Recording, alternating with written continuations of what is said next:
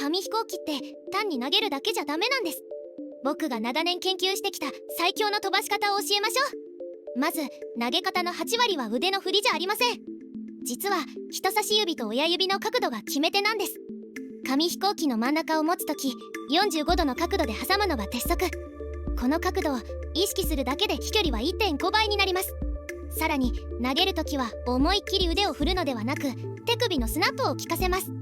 野球のピッチングのように最後の瞬間に手首を返すイメージです。実はプロの紙飛行機選手もこの投げ方を使っているんです。こんな簡単なコツで誰でもうまく飛ばせるようになりますよ。さあ、あなたも今すぐ試してみませんか？